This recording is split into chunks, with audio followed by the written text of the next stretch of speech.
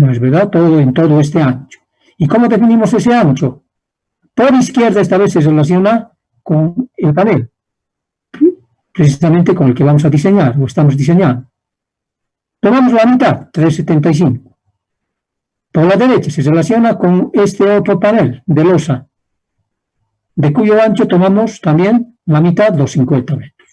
Entonces el ancho de esta losa, para su sección efectiva, que se va a deformar conjuntamente, la viga B, es 3,75 más 2,50. Finalmente, respecto al eje A, la viga rectangular del eje A. Su sección transversal ya es distinta, ¿no es verdad? Es esta. Aquí está. Como antes, para las dos relaciones que nos propone el método, calculamos como parámetro dimensional más importante su ancho B. Ancho B. 70 centímetros es el valor menor entre estos dos. Bien, ahora, para la sección efectiva de la losa, que tiene relación con esta viga sobre el eje A,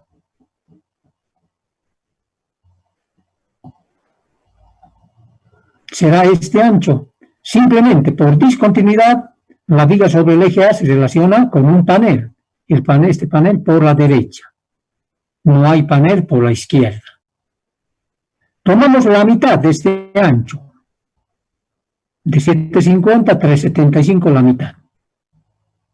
Pero debemos llegar hasta el borde de la estructura.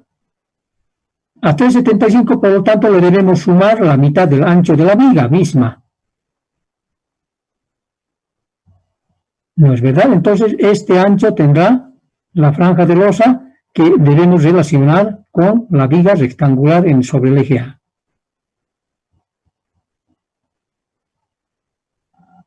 $25 medios, la mitad del ancho, más 375, la mitad del panel derecho, del ancho del panel derecho. Simple operación, momento de inercia de la viga sobre momento de inercia de la losa. Y obtenemos alfa sub F A en este caso. Como verán, esta operación es pues bastante reiterativa, conducente fácilmente a una mecanización inmediata. ¿No es verdad? No creo que haya mayores problemas.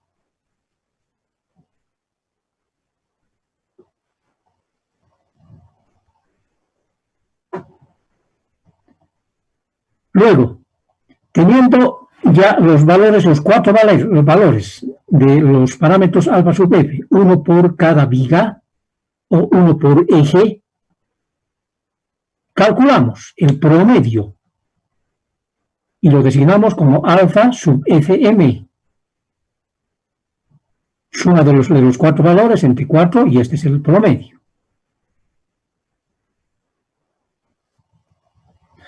Con este valor promedio, el método nos habilita para la utilización directa ahora de dos ecuaciones en función al valor obtenido para alfa F sub M. Aquí están estas dos ecuaciones.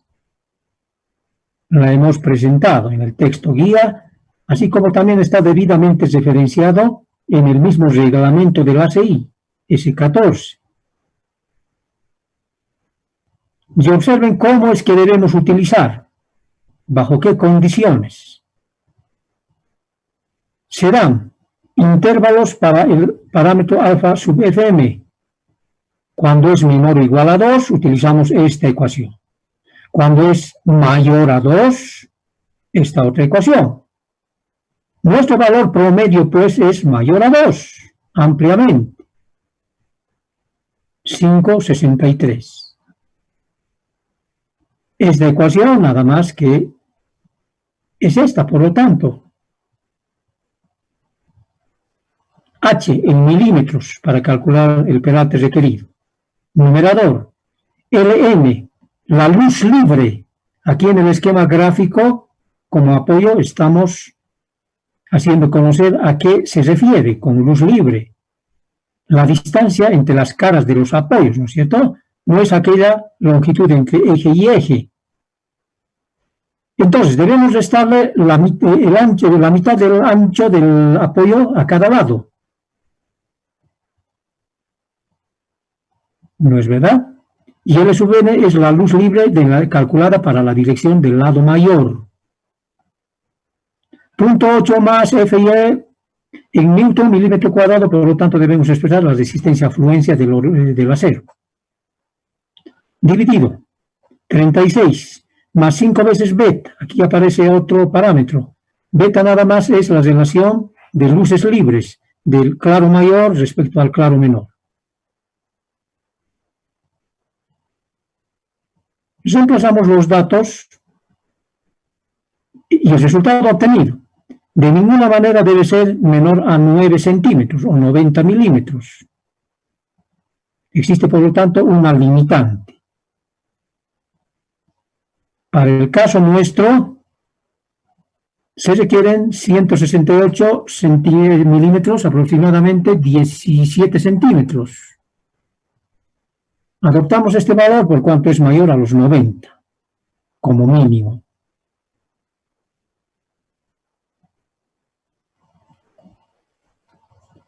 Siguiente paso dentro de lo que representa el proceso de diseño: cálculo de las cargas sobre la estructura. Carga muerta, carga por ocupación con los correspondientes factores de amplificación o de mayoración de carga. 1,2 carga muerta, 1,6 carga viva, de acuerdo a lo que establece una disposición según el ACI 318. Carga total es la que utilizaremos seguramente ya para propósitos de calcular momentos lectores. Análisis estructural.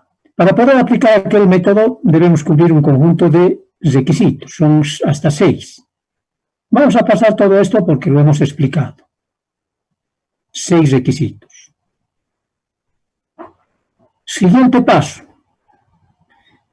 El método nos exige examinar solamente sectores de la estructura que estamos estudiando, solamente sectores, no toda la estructura como tal. Finalmente se trata de un método aproximado.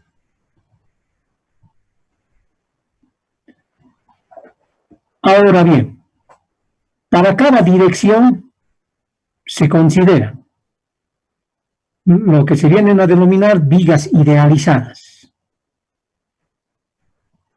ya dividiendo el área de la losa.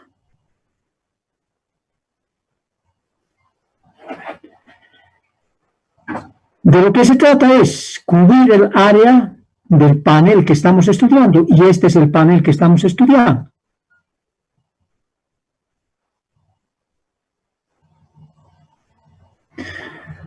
¿Cómo es que definimos entonces las vigas idealizadas? El panel que estamos estudiando en la dirección de flexión vertical, primeramente, por ejemplo, 2 ejes A y B. Por lo tanto, tendremos 2 vigas idealizadas, A y B también. ¿Cómo es que calculamos los límites para cada viga idealizada? Como siempre, tomando en cuenta los centros de los anchos de los paneles involucrados. La mitad de este ancho y la mitad de este ancho.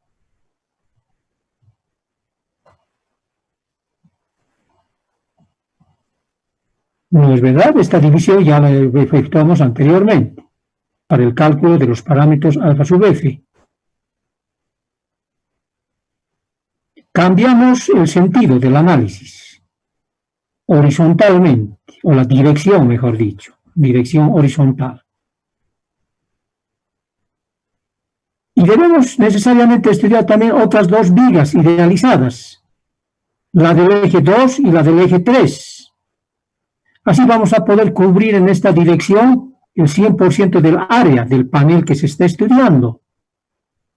Y como antes, los anchos, ¿cómo es que los definimos? Claramente se establece. ¿No es verdad?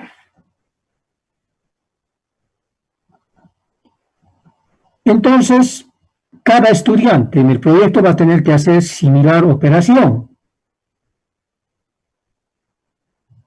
Para el panel que le va a tocar estudiar, y que por supuesto, va a estar limitado por 1, 2 vigas, 3 y 4 para la otra dirección, necesariamente debemos efectuar 4 veces el análisis mediante este método de diseño directo.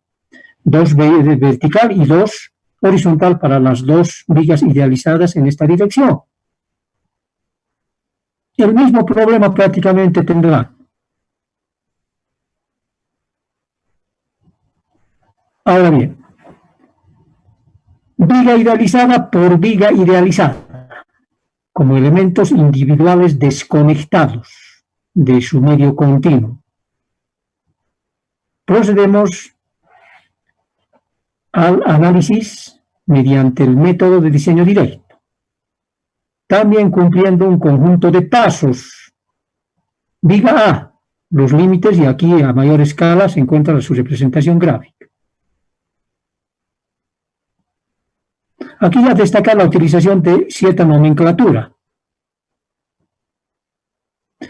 Cuando la dirección de flexión está establecida, los parámetros dimensionales tienen o llevan como subíndice el número 1. Es el caso de la luz, donde se realiza la flexión entre eje y eje L1. Perpendicularmente a la dirección de flexión, las dimensiones llevan como subíndice el número 2. Esto deben tomar bien en cuenta.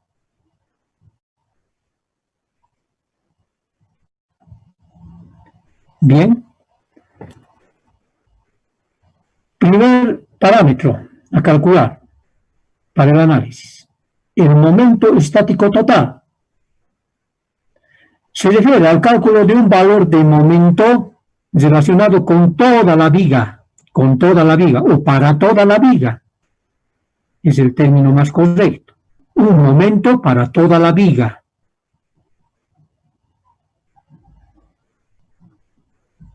La utilización de esta ecuación, muy elemental por cierto. Entre paréntesis, es la linealización de la carga por unidad de superficie. Aquella carga simplemente la multiplicamos por el ancho de la viga virtual. L2. Y como habíamos explicado, para poder determinar el límite del ancho, de los anchos de estos elementos idealizados, el ancho L2 será 3,75 metros más 0,125 para llegar al borde. Esa suma está aquí. Ahora, entre paréntesis, la carga ya está linealizada para estudiar la viga. Viga, ¿no es cierto? Ya estará expresada por unidad de longitud. Luego, la fórmula nos dice por Ln al cuadrado. ¿Qué es Ln al cuadrado? Ln es la luz libre de color azul, la distancia entre cara y cara interna de los apoyos que tiene la losa en esta dirección de flexión. Ln es 5,75, hay que restarle a 6 un ancho de viga, mitad por arriba y mitad por abajo. Este es el momento entonces flector, que va a absorber el total de la viga, expresado en kilogramos fuerza metro. Las unidades características para el momento flector.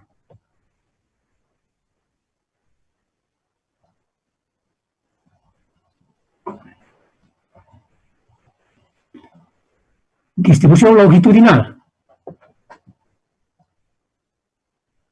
Primera distribución. Se trata de una primera distribución. En la dirección de flexión, la viga que estamos examinando tiene 3 secciones críticas.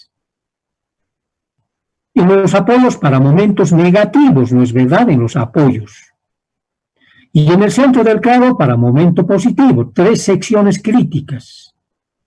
Aunque en este método, si las secciones en el apoyo son continuas o tienen continuidad, como en este caso,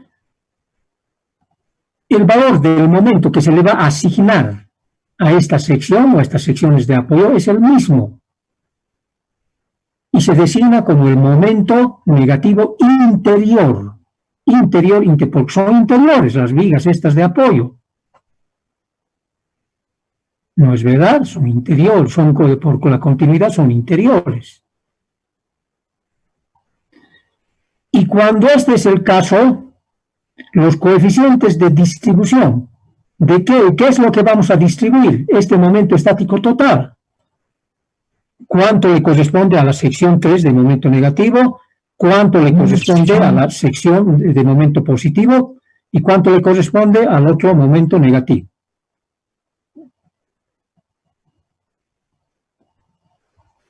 Bien. Los porcentajes correspondientes.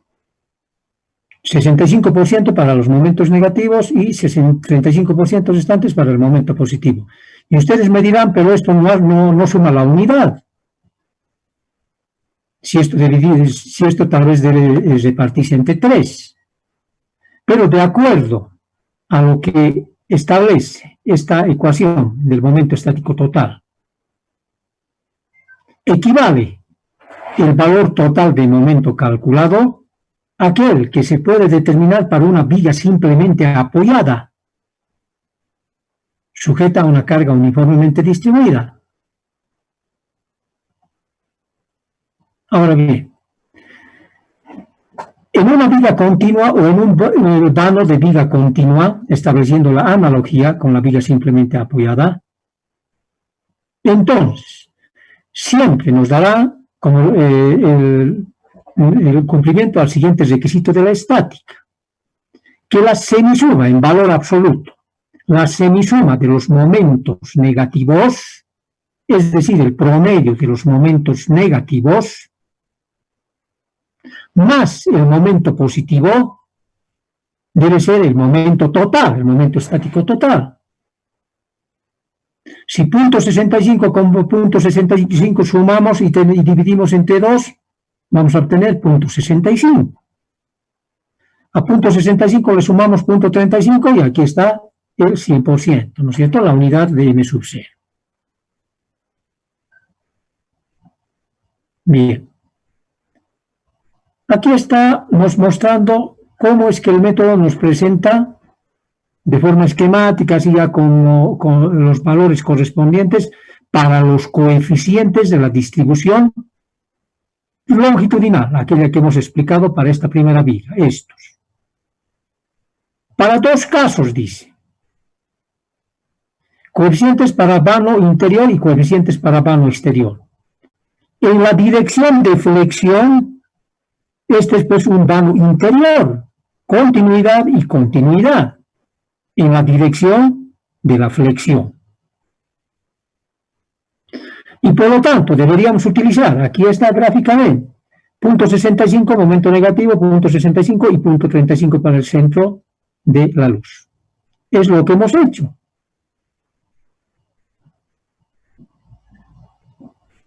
Para otros casos, bueno, pues la situación se complica algo más, por las características, tomando en cuenta sobre todo las características de este apoyo exterior. Bien, ese no era nuestro caso, ¿no es cierto? Más bien para esta viga es, por continuidad, es un tramo interior. Siguiente paso, distribución transversal.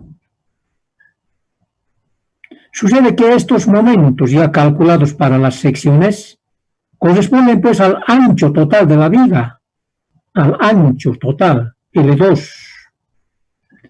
Este valor,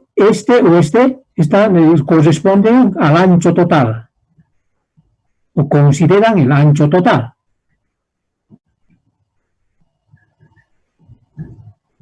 Pero el método, de acuerdo a los estudios en los cuales se apoya, el análisis estático, los ensayos, la investigación experimental y hasta en la misma experiencia recogida en el estudio de este tipo de estructuras, nos indica de que en el ancho de la viga no puede haber un valor constante de estos momentos. Debido a que la presencia cerca de los bordes, allá donde está la losa, llegando a los bordes, se presentan pues elementos con mayor rigidez, como son las vigas reales, rectangulares.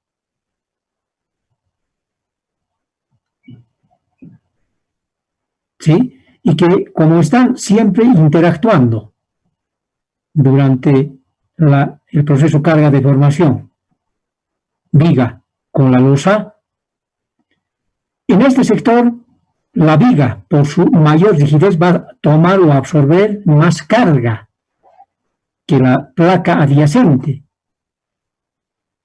En atención a aquel comportamiento real o más real, el método nos indica de que este ancho L2 para la viga idealizada se lo divida en dos franjas. Una se llama de columna y otra franja central. Los límites son los mismos. L2 mide todo el ancho, así dividido. Ahora bien, para el cálculo de los anchos individuales, sea para la franja de columnas o para la franja central, el método da prioridad al ancho al cálculo del ancho para la franja de columna. Esta franja de columna siempre estará relacionada con un panel de losa, estará contenida en un panel de losa, y está contenida pues esta franja en este panel, ¿no es verdad? Y tiene dos dimensiones, L1 para la dirección de flexión y L2 perpendicular a la dirección de flexión. El método nos dice que el ancho para la franja de columna podemos calcular como el menor valor obtenido al dividir las dimensiones del panel del cual está formando parte entre 4. En este caso, L1 es el menor, ¿no es cierto? Entre 4, 1,50. Aquí está el resultado. 7,50 es mayor a 6. Por lo tanto, dividiendo entre 4 va a dar mayor a 1,50. Y como consecuencia, ya directamente teniendo conocimiento de L2, 3,75, a 3,75 les restamos 1,50 y obtenemos 2,25 para el ancho de la franja central. Entonces, estos valores para cada sección referidos a L2, el ancho total, se van a tener que repartir en fracciones a una franja de columnas y luego a una franja central.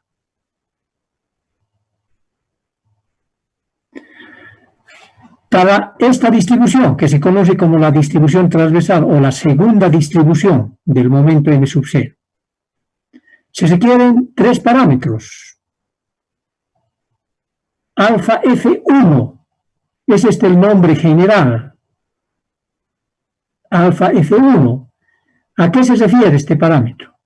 Es el valor alfa F calculado para la viga contenida en nuestra viga idealizada, para la losa contenida en nuestra viga idealizada. O mejor dicho, para la viga real, mejor dicho, rectangular. Hemos calculado, ¿recuerdan? Los valores alfa F para las 4 vigas. De esas 4 vigas, en esta primera viga idealizada, ¿qué viga real rectangular se encuentra? La del eje A, pues, ¿no es cierto? Esta viga. Y para ella hemos obtenido alfa sub FA. Alfa sub FA. Entonces, alfa F1 toma este valor. 6,41 en este caso. Siguiente parámetro. L2 sobre L1 dice el cociente de dos luces. De una primera luz perpendicular a la dirección de flexión y L1 en dirección a la flexión. ¿Qué son? Para evitar confusiones con este ancho L2, por ejemplo. L2, L1 determinan la relación entre las longitudes del panel que estamos examinando, del panel. En la parte teórica que hemos desarrollado y explicado, ahí también está escrito claramente que llegando a este paso en el proceso de solución para la segunda distribución transversal, ¿qué significado tiene L2 sobre L1? Aparentemente hay confusión, ¿no es cierto? Y hacemos ese cociente. L2, L1, L1 dirección de la flexión. Obtenemos este valor. Tercer parámetro, beta sub t, se refiere a que para la dirección de flexión debe haber un borde discontinuo. Esto no es el caso de la viga idealizada A. Tiene continuidad por arriba y continuidad por abajo. Entonces será 0, beta sub t. Y hasta es necesario calcular un cuarto parámetro en base a dos anteriores. Alfa F1 por L2 L1. Y este es el resultado. Ahora bien, cuando tengamos ya el conjunto de parámetros exigidos para la distribución transversal, el método en sí nos presenta un cuadro como el que estamos observando y que lo tienen también ustedes en el texto guía. De ahí estamos extractando este material.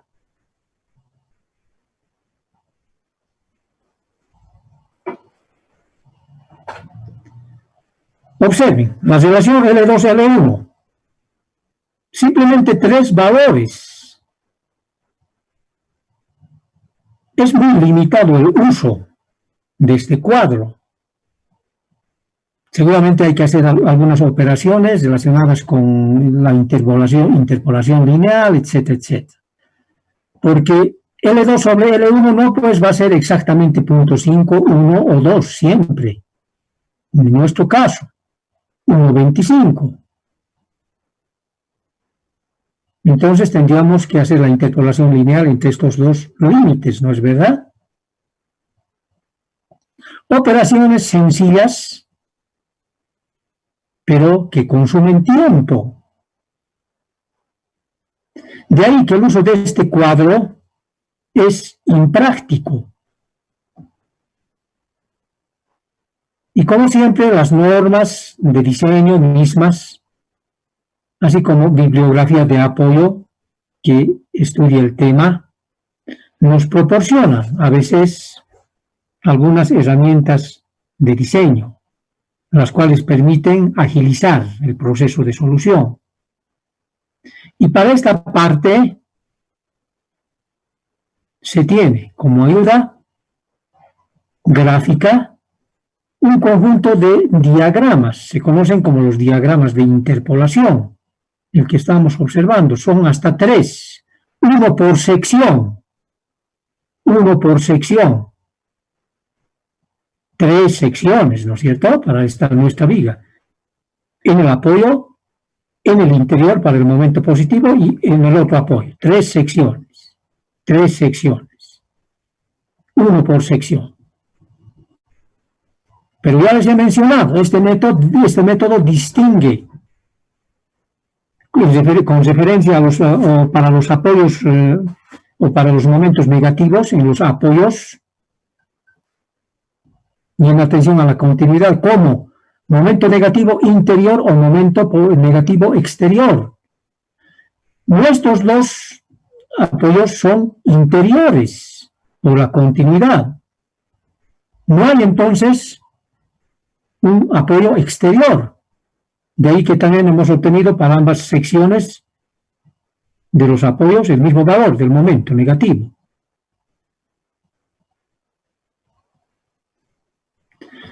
De los 3 diagramas, entonces, ¿cuáles utilizamos? El de arriba para el momento negativo interior, para los dos apoyos por continuidad. Y este de abajo, para el momento positivo. En otra ocasión, cuando uno de los bordes de la viga idealizada sea discontinuo, Seguramente pues emplearemos hasta este tercero, momento negativo exterior, aquí está.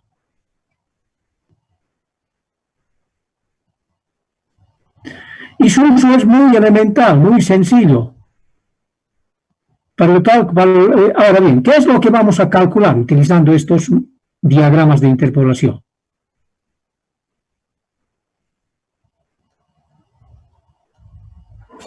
En la distribución transversal, estos valores obtenidos para cada sección a través de la distribución longitudinal debemos distinguirlos, ¿no es cierto? Cuánto le corresponde a la franja de columna y cuánto a la franja central.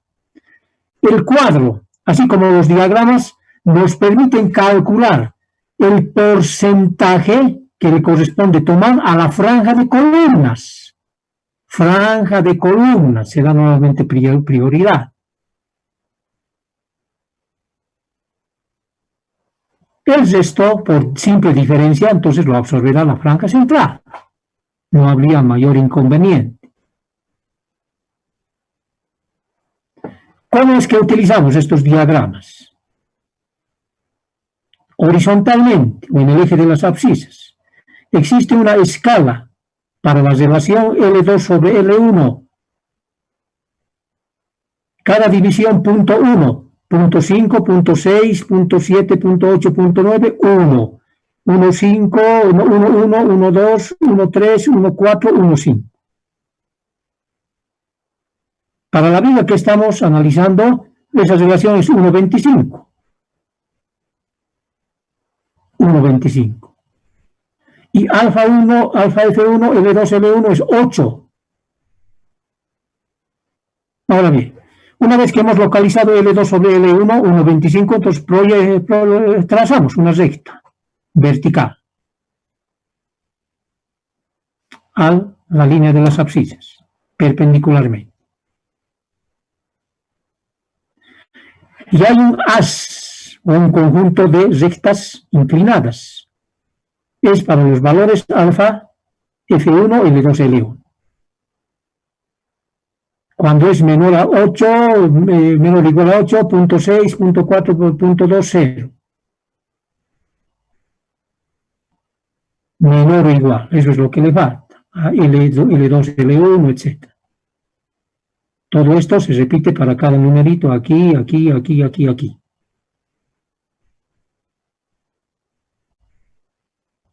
Nosotros, pero en nuestro caso, debemos tomar este extremo, porque el parámetro este es mayor a 8.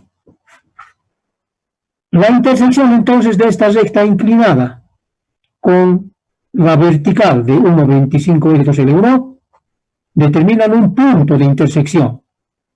Por izquierda, por derecha ahora, trazamos una recta, como la de color azul y con línea segmentada que están observando ya seguramente.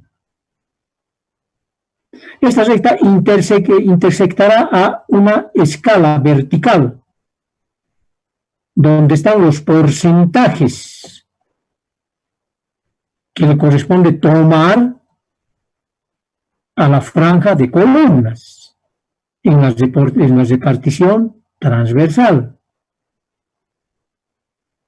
Y como es un método aproximado, aquí tendremos seguramente el cuidado más exacto de dar una lectura aceptable.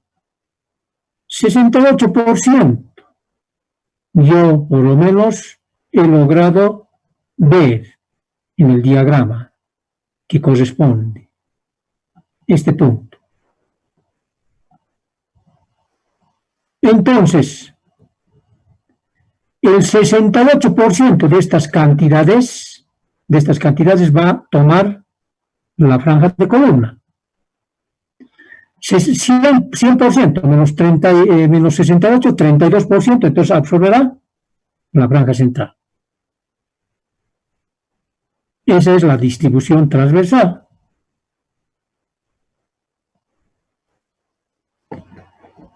Como paso final en la aplicación de este método, momentos flectores, ya calculando valores numéricos concretos para cada parte de la estructura. Tenemos dos tipos de momentos. negativo interior y momento positivo. No existe negativo exterior, se entenderá. En cada parte, en cada columna, primeramente escribimos el valor total del momento actuando en la sección. Primera distribución, ¿recuerdan?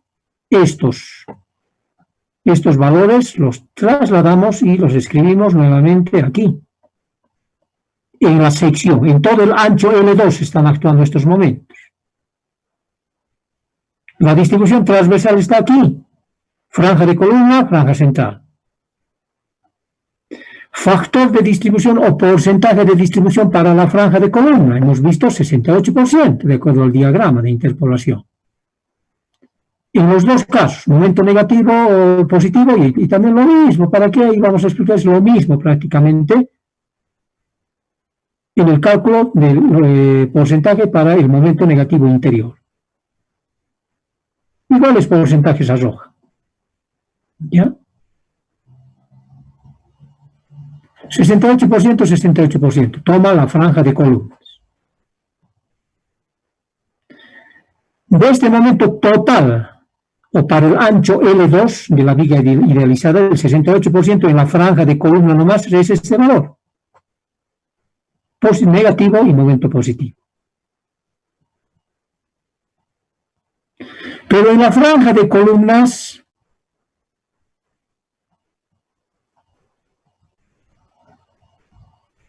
si observamos, no solamente está pues la placa misma, la losa, sino también se encuentra la viga rectangular,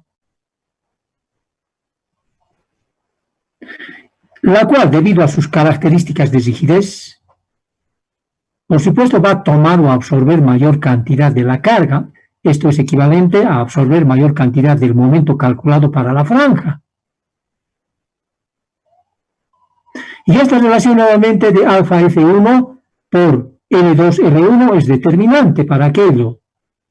Cuando es mayor a 1, suficiente, dice que de ese momento total que vamos a calcular para de ese 68%,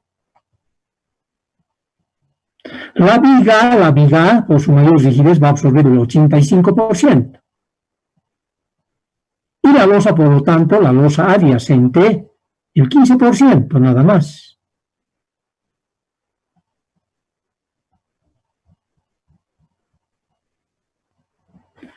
Aquí está esa otra distribución al interior de la franja de columna. De esta cantidad total para la franja ahora, el 85% se queda con la viga y el 15% nada más con la losa, para las dos secciones, el momento negativo interior y el momento positivo.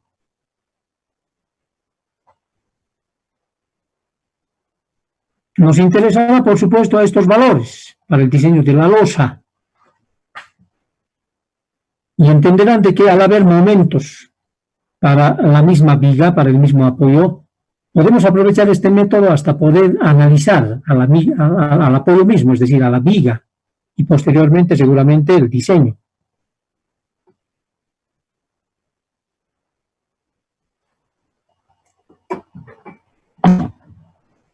Bien, franja central. Si el 68% se ha ido, si el 68% de estas cantidades en el ancho L2 se ha ido a la franja de columnas, el restante 32% pues absorberá la franja central. Eso es lógico. 32% entonces de estas cantidades totales en la sección. Está aquí.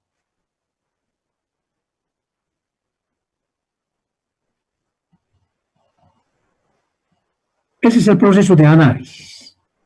Para la viga B, algo similar. Ya no lo vamos a explicar. ¿Por qué es similar? Porque también es otra viga que tiene continuidad por ambos extremos, en la dirección de flexión. Continuidad por arriba y continuidad por abajo. Se van aplicando los mismos criterios, coeficientes, es todo prácticamente igual. Y hasta la misma obtención de los porcentajes para la franja de columnas, en la distribución transversal, 68%. ¿Por qué? Porque L2 sobre L1, L2 sobre L1 nuevamente es 1,25. Y habíamos manifestado de que L2 sobre L1, ¿qué representa? La relación de dimensiones para el panel de losa que estamos examinando. Y el panel de losa que estamos estudiando tiene pues estas dimensiones, las mismas que anteriores, ¿no es cierto? Se repite entonces. Por supuesto que debido a este ancho mayor de la viga idealizada B, los momentos ya van a ser un tanto mayores, como estamos observando. Pero el procedimiento de cálculo es prácticamente idéntico hasta obtener estos resultados. La explicación ya es innecesaria. Pero sí es bastante necesaria la explicación para el análisis de la viga 2. Ya cambiamos de dirección. Ahora la flexión es horizontal. De las 4 vigas idealizadas, ya hemos analizado 2, las verticales, A, B. Ahora vamos a analizar las horizontales 2 y 3. Y observen ahora una característica que ya sobresale. En estas vigas verticales existía continuidad por arriba y por abajo. Un solo valor para el momento negativo. Este y este son iguales, porque son momentos negativos interiores. Cuando invertimos el sentido, o mejor dicho, la dirección, para el análisis de la viga 2 y 3, ¿qué es lo que sucede en términos de continuidad? En el eje B permanece la continuidad, hay estructura. Pero ¿qué es lo que sucede por izquierda en relación al eje A? Se pierde continuidad. ¿No es verdad? Entonces, designación de las secciones para los momentos. Momento negativo exterior. Exterior, habla de un momento negativo exterior. Momento positivo y un solo momento negativo interior. 3 tipos de secciones. Y ya estaremos viendo y adelantando de que, por ejemplo, en el uso de los diagramas de interpolación, también lo haremos hasta el tercero, hasta el del medio. Este deberíamos utilizar, ¿no es verdad? Momento negativo exterior. Bien, vamos explicando paso a paso. Viga 2, la primera viga horizontal. Su representación gráfica, aquí, de forma mucho más clara. Punto 1, o paso 1, momento estático total. Entonces, linealizamos la carga. Carga por el ancho L2. L2, los valores numéricos, 3, 2, 3 y 2, 5 metros por, en la luz de análisis, ahora, Ln es horizontal. A 7,50 le tenemos que quitar punto 125 por la izquierda y punto 125 por la derecha. La mitad del ancho para cada una de las vigas rectangulares, para llegar a Ln, ¿no es verdad? Ln al cuadrado, 7,50, Ln será 7,25. Al cuadrado dividido entre 8 y obtenemos este valor de momento total. Total. Observe ya mismo cómo ha cambiado la designación. Siempre según la dirección de flexión, el subíndice asumido es 1. Para la dirección perpendicular es 2. ¿No es verdad? Bien, primera distribución longitudinal ahora.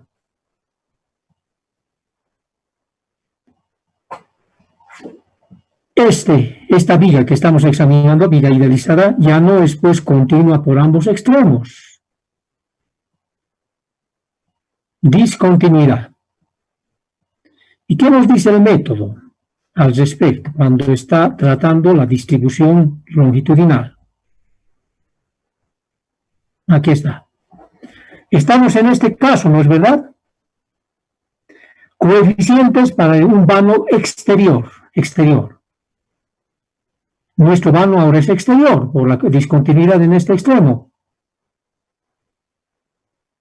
En atención a las características del apoyo proporcionado en el extremo, en el borde discontinuo, el método nos propone hasta 5 casos. Cuando estábamos explicando el método enteramente en términos teóricos, habíamos hecho mención a cada uno de los casos. Nosotros directamente nos vamos a quedar con este caso. Obsérvese bien. Dice, losas con vigas entre todos los ejes. Nos encontramos estudiando sistemas de losa maciza apoyadas sobre todos los ejes o sobre los 4 lados para cada uno de los paneles, equivalente a decir sobre todos los ejes. Ahora, ¿qué valor adquieren los coeficientes? Para las 3 secciones, ¿recuerdan? Momento negativo interior, 70%. Momento positivo, 57%. Y el momento negativo exterior, apenas 16%.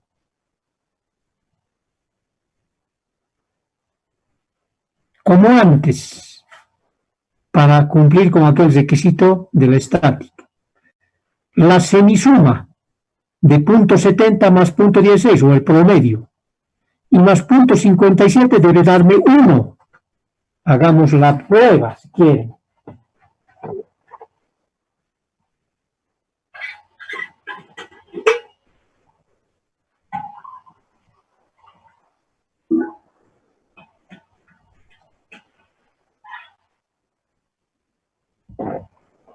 Exactamente da 1.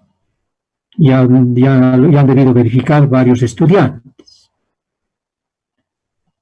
Entonces, de todo este conjunto de alternativas para la distribución transversal, mejor dicho longitudinal, y cuando el tramo o el vano es exterior o tiene un borde discontinuo, directamente para el estudio de estas losas utilizamos esta terna de coeficientes: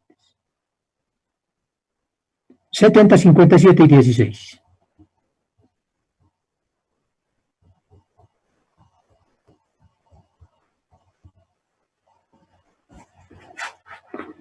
...16 para el momento en A, dice. Momento en A, borde discontinuo, ¿no es cierto? Momento negativo exterior. Entre A y B, momento positivo, 57%. Y en B, 70%. Momento negativo interior.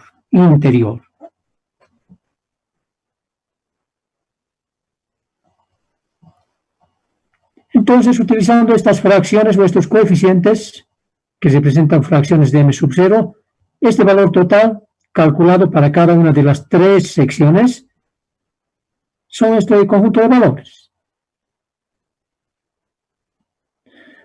Siguiente paso, segunda distribución, transversal. Estos valores no están referidos a todo el ancho, bueno, son para todo el ancho, pero el método nos indica de que hay variaciones en atención a la presencia de un elemento de mayor rigidez aquí en la viga idealizada. Es la viga real, rectangular, ¿no es verdad? Sobre el eje 3. Y me dice el método de que este ancho hay que dividir en franjas, para que a cada franja se le asigne algún porcentaje de estos valores que están actuando en cada sección, pero que están referidos al ancho total L2. Como antes, bueno, dividimos primeramente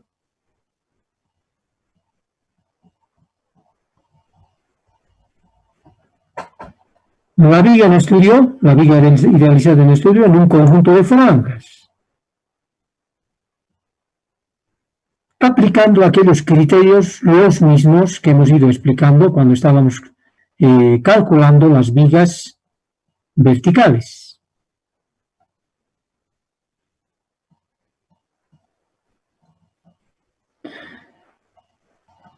Este ancho de la viga 3, por ejemplo,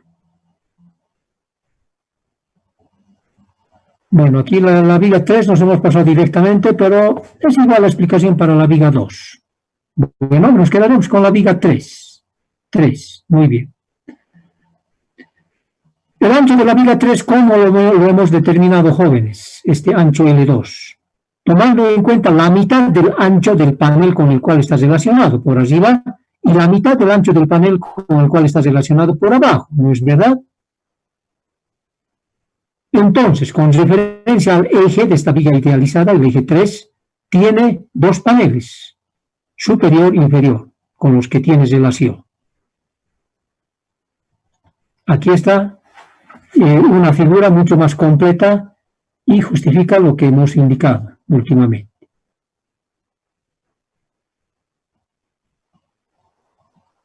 Entonces, para cada uno de los paneles con lo cual se está relacionado, el eje 3, para nuestra viga idealizada 3 también, dividimos en un conjunto de franjas como están pudiendo observar y bajo los mismos criterios explicados anteriormente para las vigas verticales. Sabemos bien de aquí es L2, ¿no es cierto? El ancho total para esta viga idealizada 3, el ancho total.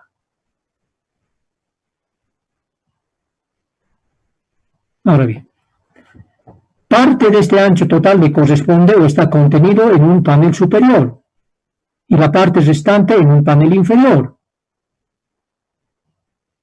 Para la parte superior o el panel superior, definimos una semifranja de columna y una semifranja central. Calculamos el ancho para la semifranja de columna, dándole prioridad. La cuarta parte de esta dimensión o la cuarta parte de esta dimensión. Esto era 6 metros, entonces la cuarta parte de 6 metros prevalece antes de la cuarta parte de 7,50 y entonces asume unos 50.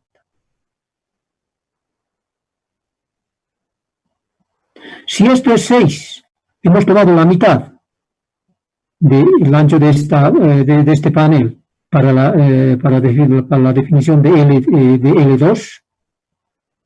Entonces, para la semifranja central, por simple diferencia, a 3 debemos estar 1,50 y nuevamente es 1,50. Hacemos lo mismo para la parte inferior, otro panel de losa. Y en él definimos otra semifranja de columna y otra semifranja central. Para el ancho de la semifranja de columna, la cuarta parte de esta dimensión o la cuarta parte de esta dimensión. De este panel de abajo ya, ¿no es verdad? Y tomamos como antes el menor valor. Esta luz me parece que es 5 metros. La cuarta parte es 1,25, prevalece a 1,375, 1,720, ¿cuánto sería? 1,725. Prevalece, ¿no es cierto?, a la cuarta parte de 7,50.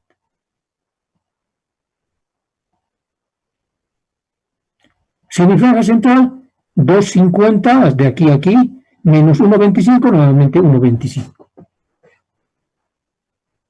Estas son las dimensiones para sus anchos, entonces, del conjunto total de franjas en las cuales hemos dividido nuestra viga idealizada, esta, la 3. Finalmente, la suma de la semifranja superior y la semifranja inferior hace la franja de columna. Esto es bien importante entender. Y que la suma de la semifranja central superior con la semifranja central inferior hacen la franja central total.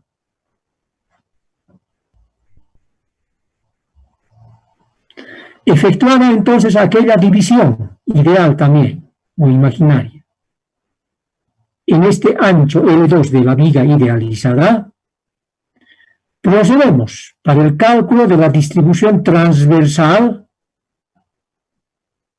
a la determinación de estos parámetros.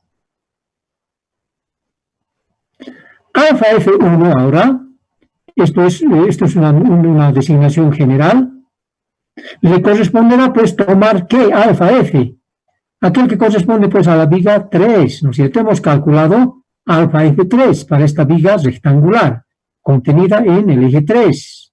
Conocemos. ¿Recuerdan cuando se estaba calculando el peralte de la losa?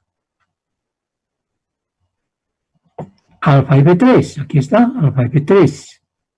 Copiamos nada más el valor obtenido. L2 sobre L1. Aquí ya se va a invertir, ¿no es verdad? Las dimensiones. ¿Por qué? L2, ¿qué es ahora? L2, ¿dónde está el panel que estamos examinando? Aquí se lo puede observar. Este es el panel que estamos examinando. Para la dirección de trabajo, que es horizontal, L2 es ahora pues esta dimensión. Y L1 se convierte en aquella que está en plena dirección de la flexión. 6 es esta dimensión y 7,50 aquella que corresponde a la dirección de la flexión. 6 entre 7,50, L2 sobre L1. Es 0,8. Para la otra dirección, la estudiada ya, verticalmente, recuérdese que daba que L2 sobre L1 era 7,50 entre 6, 1,25. Hemos cambiado la dirección del análisis y ahora es pues 6 sobre 7,50, 0,8. Otro parámetro, producto de alfa F1 con L2 L1. 432. Es mayor a 1. Y por lo tanto, en la franja de columnas, como hay una viga real, esta va a absorber de los momentos el 85%. Y la losa circundante, aquella viga real, absorberá el 15%, como antes. El mismo criterio. Y respecto al estudio de una viga idealizada con doble continuidad, como eran las vigas 2 y 3, mejor dicho, con las vigas A y B, en el caso de las vigas horizontales 2 y 3, existe aún otro parámetro para poder calcular. Se conoce o se designa este parámetro mediante beta sub t. Y la ecuación correspondiente, que expresa la relación de rigideces de una viga, la rigidez a torsión de una viga respecto a la rigidez a flexión de una franja de losa. Aquí están nuevamente los módulos elásticos para el material de la viga y de la losa. Hemos dicho, en el concepto de monolitismo, el material es único para la viga y para la losa. Se simplifica por lo tanto. Y tenemos esta otra expresión más reducida. C se llama constante de torsión. Para poder un poquito más explicar el significado de esta relación. Aquí tenemos en planta un esquema gráfico bastante claro, el cual nos va a permitir facilidad en la interpretación del parámetro beta sub t. Dirección de flexión horizontal. En el borde discontinuo A tenemos pues una viga dispuesta perpendicularmente a la dirección de flexión. Esta viga es perpendicular a la dirección de flexión. Y ahí la estamos indicando de color azul. Ya está el mismo nombre, viga de borde a torsión. Evidentemente, si en esta dirección es la flexión, esta viga de borde dispuesta transversalmente experimentará pues torsión. Eso es lógico, ¿no es verdad?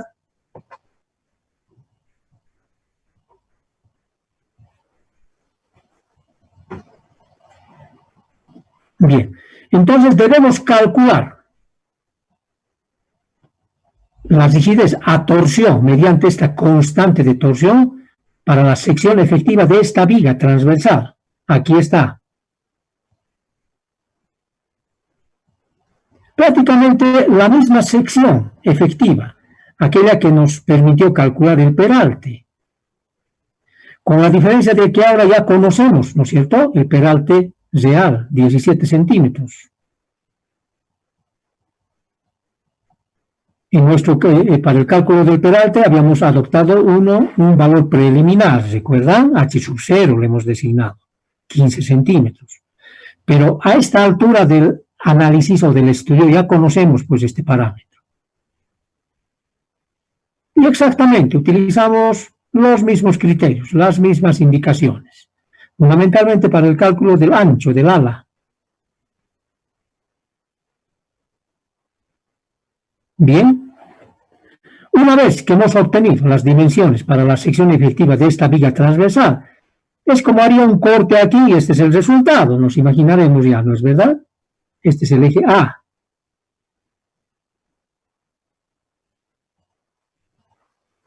¿Sí?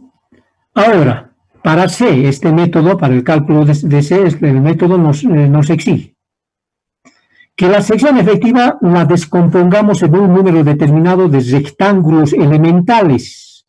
Rectángulos elementales. Y para la forma de la sección hasta hay dos posibilidades de cómo hacerlo. Primera opción y segunda opción luego. Ya encontrarán la diferencia, bastante clara, ¿no es verdad? Para esta primera alternativa vamos a calcular C1 y para esta segunda opción gráfica o de división vamos a calcular C2. Haciendo uso de esta ecuación, a la que también hemos hecho referencia bastante en la parte teórica, sumatoria dice, ¿cuántos rectángulos habrá? Por lo menos hay dos rectángulos, ¿sí? En cada caso. Sumatoria de 1 menos 0.63 de x sobre y, cerramos paréntesis para luego multiplicar todo por x al cubo y tercios. ¿Qué es x? El método nos dice que x es el lado menor para cada uno de los rectángulos. Y y, por supuesto, es el lado mayor. Por eso ahí viene la designación de x1 y y1, x2 y y2, etc. Y aplicamos esta ecuación. Vamos a obtener dos valores. C1 para esta división. C2 para esta división de rectángulos. Entre estos dos valores calculados, el método nos dice que debemos tomar el mayor, el que resulte ser mayor, y es este. Si compatibilizamos las unidades, esta constante C lleva a aquellas unidades que corresponden a un momento de inercia, centímetros a la cuarta. Aquí está, ¿no es cierto? Es una especie de momento de inercia para la torsión de esta viga.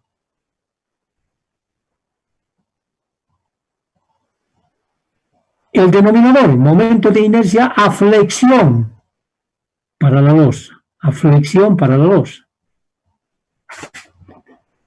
Nada más observamos la losa que estamos considerando en esta viga idealizada 3. Es toda esta losa, ¿no es cierto? Todo para este ancho. Y para la dirección de flexión, entonces, el momento de inercia será este ancho por el peralte al cubo dividido entre 12. Es lo que hemos hecho.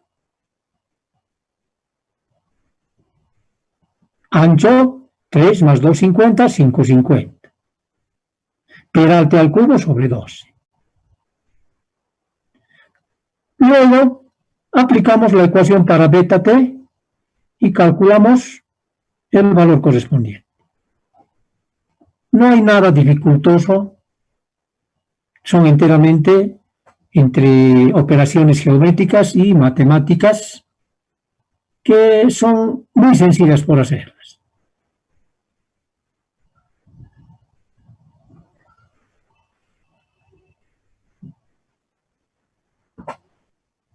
Bien. Entonces, una vez que ya tenemos el conjunto de parámetros, ¿a qué parámetros nos estamos refiriendo?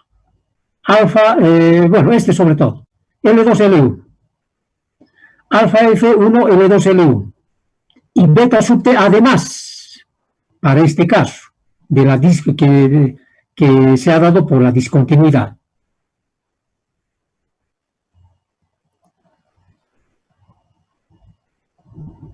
Recién, podemos utilizar los coeficientes, mejor dicho, podemos calcular para la franja de columna, para todo este ancho,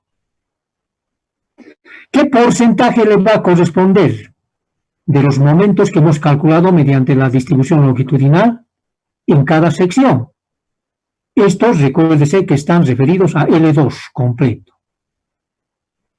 Pero en la división que nos exige transversalmente el método, aquellos valores que están actuando en el ancho total deberán fraccionarse en una cantidad para la franja de columna y en otra cantidad para la franja central. Estas dos franjas laterales hacen la franja central, no se olvide.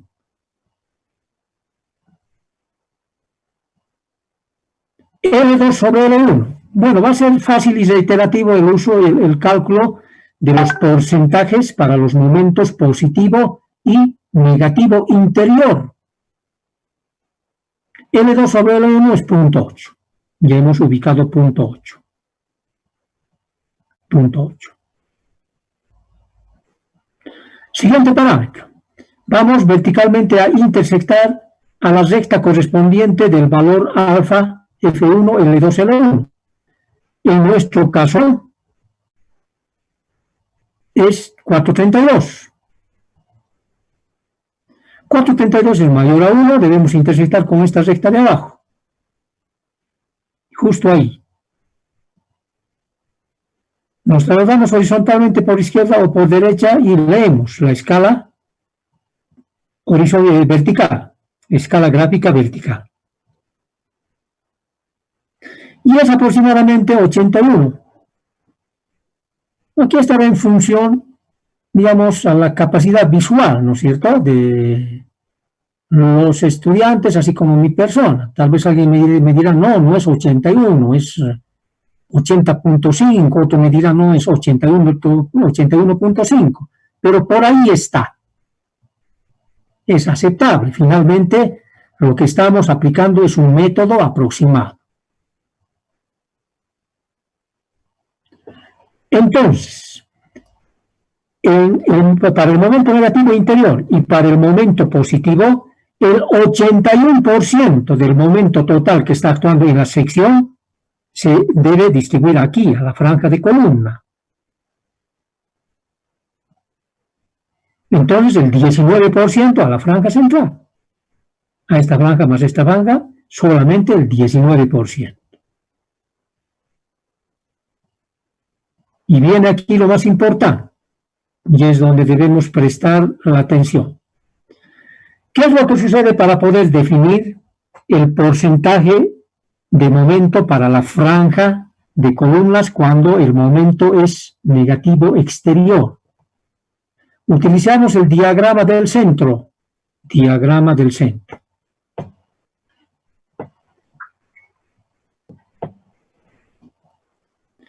Como antes.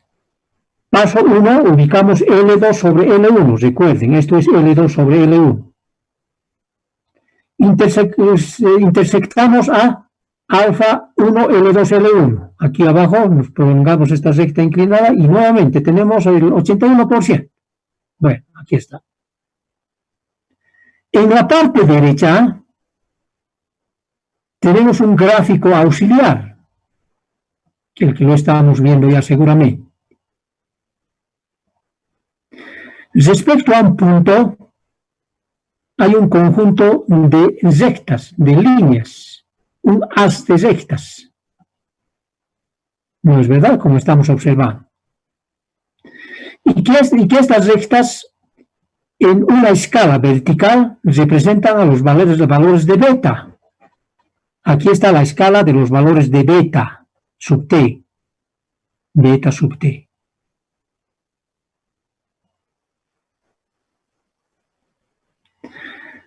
Podemos representar nosotros nuestro beta t. ¿Dónde está nuestro beta t? De acuerdo a los cálculos numéricos, beta sub t es 0.92.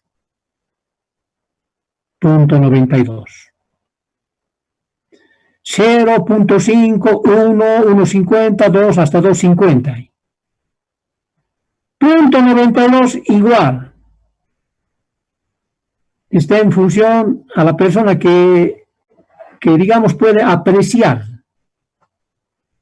hasta decimales, etcétera, etcétera, etcétera. Lo más exactamente posible.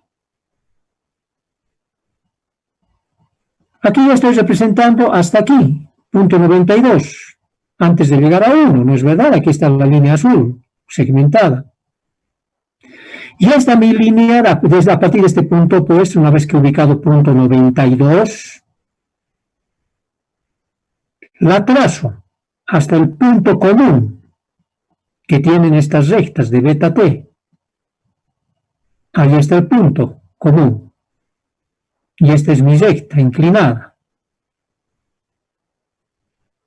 Bien, ahí nos quedamos. Volviendo a lo de antes. Punto 8, L2 sobre L1, alfa F1, L2, L1. Entonces, esta recta, ¿ya? La vamos a intersectar y llevar hasta la primera línea 250 de beta t. Observen, hasta la primera línea 250 de beta t. ¿Sí? Una vez que llegamos ahí, trazamos una recta P vertical, como estamos observando, vertical.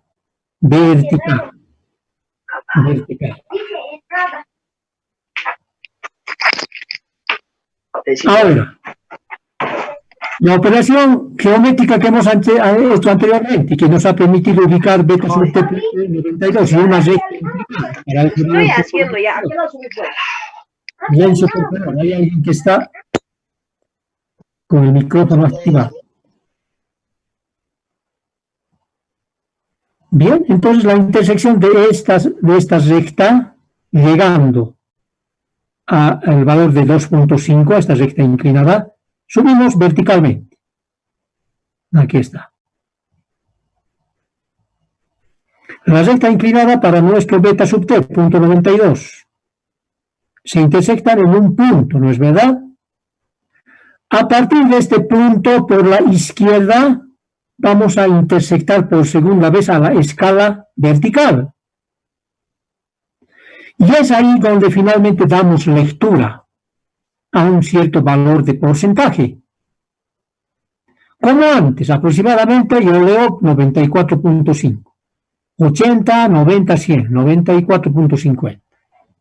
Alguien me dirá 94, no es 95, bueno, puede haber alguna discrepancia, pero tiene que ser mínima, ¿no es cierto?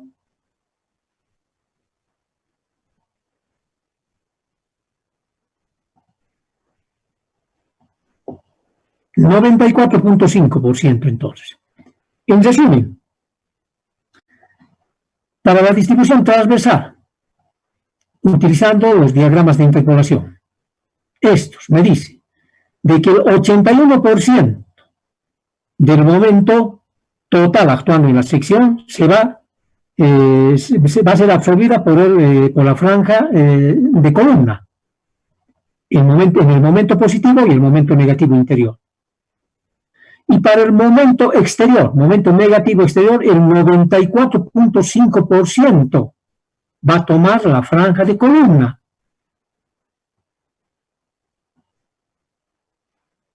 Y algo insignificante entonces en términos porcentuales le tocará tomar a la franja central en la sección para momento negativo exterior.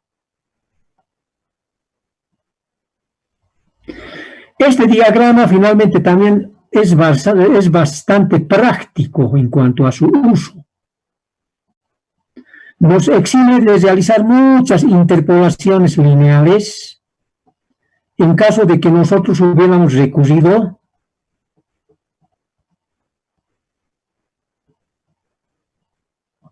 a este cuadro.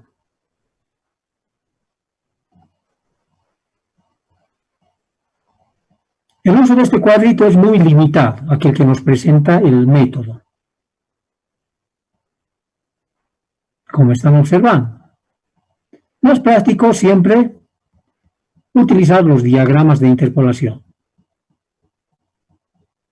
De una forma más directa, más práctica y más ágil ante todo. Bien. Y como paso final, nuevamente construimos un cuadro como el que estamos observando. Pero esta vez, a diferencia de lo que hemos hecho en el análisis de las vigas 2 y 3, las vigas verticales, o A y B era, ¿no? A y B. Las vigas verticales A y B, se suma una columna más. Esta columna le corresponde pues al momento negativo exterior.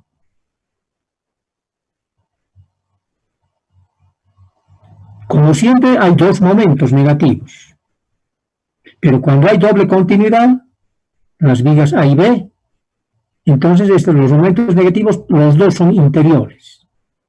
Cuando hay discontinuidad, como en el análisis de las vigas 2 y 3 horizontales, entonces hay un momento negativo exterior y otro momento negativo es interior. Y siempre habrá un momento positivo. La primera distribución longitudinal. Para cada sección entonces escribimos estos valores parciales de momento, los que hemos calculado en la distribución longitudinal. Estos los estamos copiando a cada sección, para cada sección. Ahí está.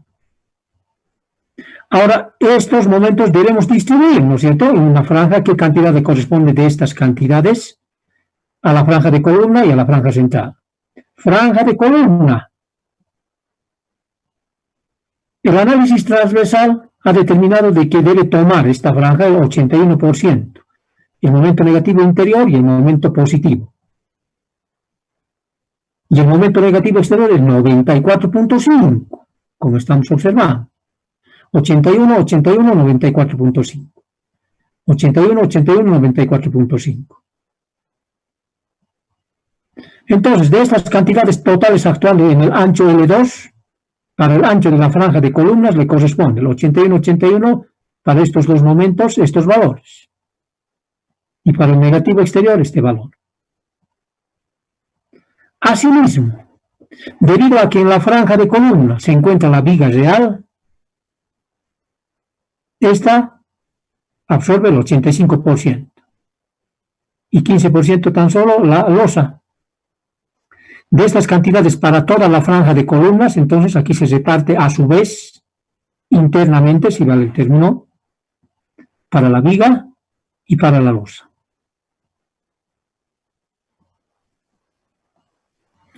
Para la franja central, si estas cantidades se están absorbiendo de estos totales en el ancho de la viga idealizada, está absorbiendo la franja de columnas, por simple diferencia de 100 menos estos porcentajes, pues absorberá este porcentaje resultante, la franja central. Esto más esto, esto más esto y esto más esto, hasta el 100%. Se entenderá. Entonces, de esta cantidad para toda la sección, para todo el ancho de la viga idealizada, el 19% son estas cantidades, y para el momento negativo interior, el 5.5%, este momento flector apenas.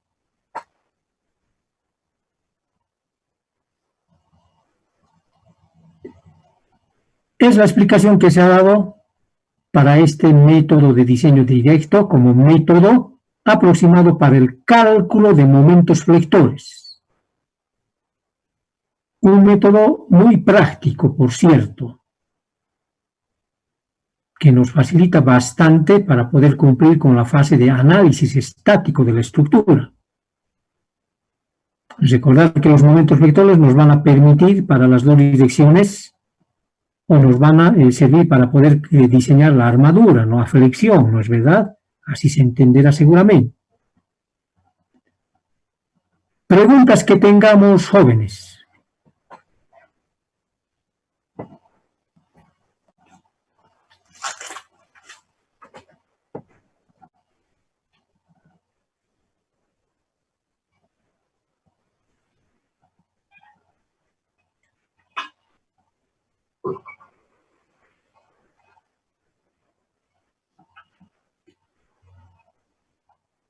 Seguramente hemos debido entender.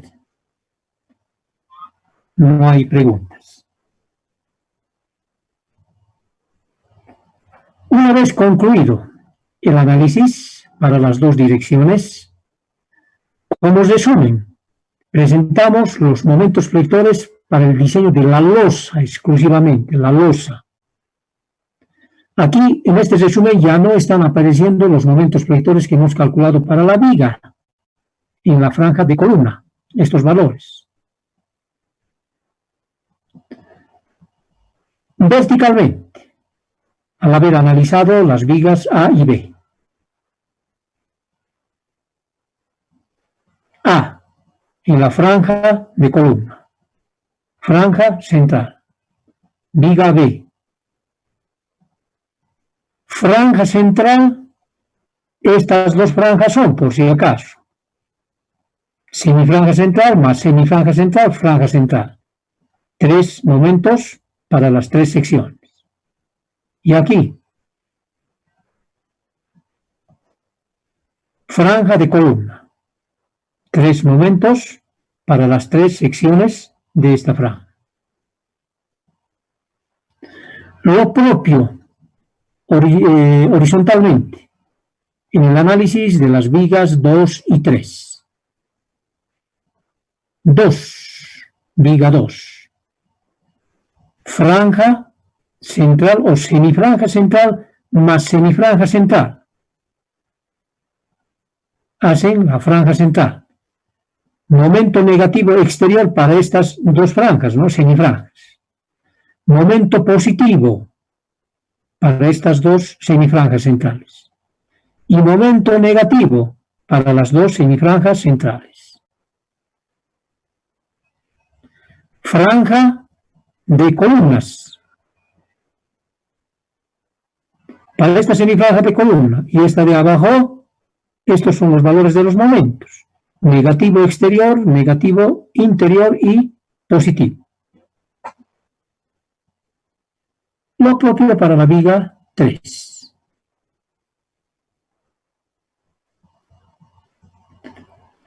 Vamos al diseño del acero de refuerzo para flexión.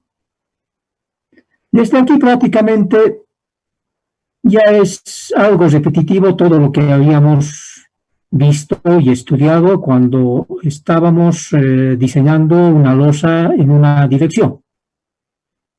Hay algunas particularidades que se presentan, pero no son muy sustanciales, como a continuación vamos a ver.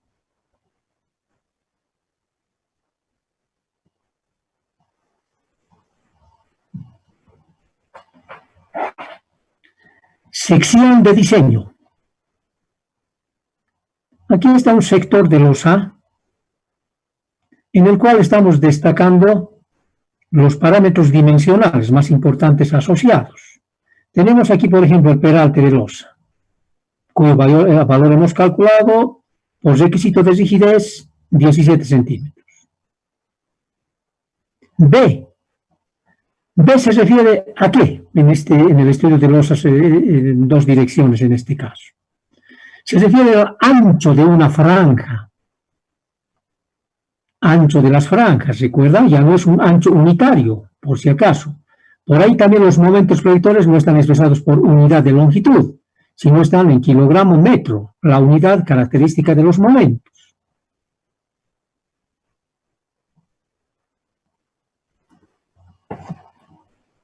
Bien. Luego, tenemos aquí también la representación gráfica de las dos capas de armadura para las dos direcciones de flexión. Una, la de abajo, que tiene un diámetro de I, y la otra capa perpendicularmente, que tiene como diámetro de DS, de superior. Acero de refuerzo inferior, acero de refuerzo superior. El parámetro más importante a determinar es el valor del peralte efectivo, D, peralte efectivo. Distancia teórica entre la fibra extrema en compresión.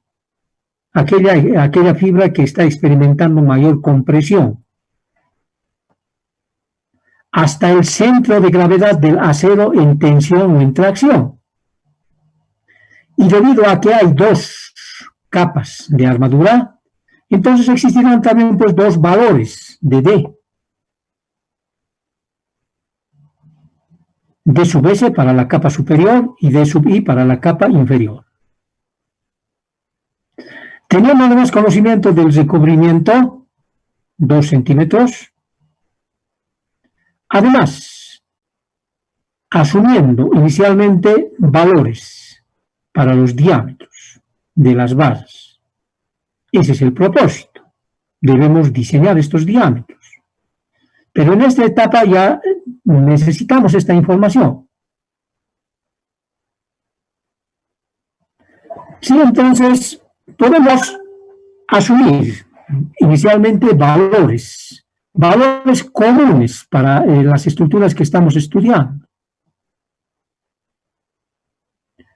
En cuanto a los diámetros. Estos diámetros están pues comprendidos entre el diámetro para una base de 10 hasta una base de 16 milímetros, 5 octavos de pulgada. La elección entre 10 milímetros, media pulgada o 3 o 5 octavos de pulgada para los 16 milímetros estará en función a las dimensiones del panel que estamos examinando. Y para nuestro caso, 750 en una dirección, 750 metros está salvando como luz nuestro panel de estudio, pues es lo más considerable. De ahí estamos asumiendo inicialmente 16 milímetros, 5 octavos de pulgada. Finalmente, si utilizamos 10 milímetros o 12 milímetros, no será significativa la diferencia. A no preocuparnos por aquello. Se puede adoptar, por ejemplo, el valor promedio, 12 milímetros, o el valor intermedio de diámetro, mejor dicho, 12 milímetros. Entonces, con este valor asumido, podemos calcular exactamente, pues, D sub S y D sub I. Mediante uso de relaciones muy elementales, ¿no? De tal manera que como resultado numérico tenemos para el peralte efectivo relacionado con la armadura inferior 14.2 y para el peralte efectivo de sub S 12.6. Muy fácil, por cierto. Ahora, ¿cómo es que le vamos a asignar? ¿A qué dirección? Hay dos valores de DI y hay dos direcciones. Cada uno de ellos, ¿dónde es asignado? DI será horizontalmente, verticalmente, lo propio para DS. De momento lo dejamos ahí, como incógnita. Cuantías límite de refuerzo. Los mismos criterios prácticamente. Para la armadura mínima es aquella armadura de distribución, de repartición o la armadura por retracción, defragado y temperatura que establecen las normas para el diseño de losas. Esta es la cuantía geométrica mínima. Multiplicamos por la sección neta o total del hormigón y para un ancho unitario. Por lo tanto, la armadura mínima expresada en centímetros cuadrados por metro tiene este valor. Y para el valor máximo de la cuantía geométrica, vamos a adoptar este valor práctico, 0.008, antes que el valor que nos indica el ACI para el control de ductilidad.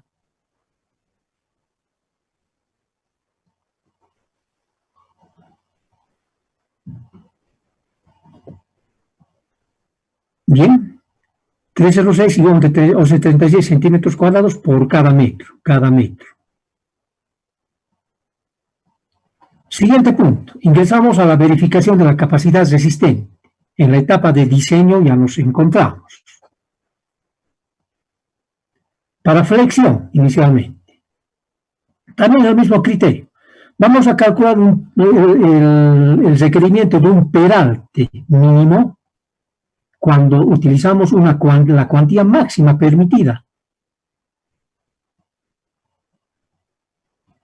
A partir de esta ecuación de equilibrio para el momento que está actuando en la sección transversal, ¿sí? Entonces llegamos a obtener esta ecuación despejando D. La misma que hemos utilizado cuando estábamos estudiando la losa en una dirección. Aquí, ρ máximo, 0.008, ya habíamos justificado. Y para elementos que pueden fallar por una combinación de flexión y de tracción, ese es el caso de las vigas y losas. Punto 9 es el valor máximo y suficiente a adoptar para phi, como coeficiente de reducción de resistencia. Luego, el resto de las incógnitas también las tenemos. Aquí está B es el ancho de una franja de losa que se va a considerar seguramente. Fy y F'C, las resistencias de los materiales.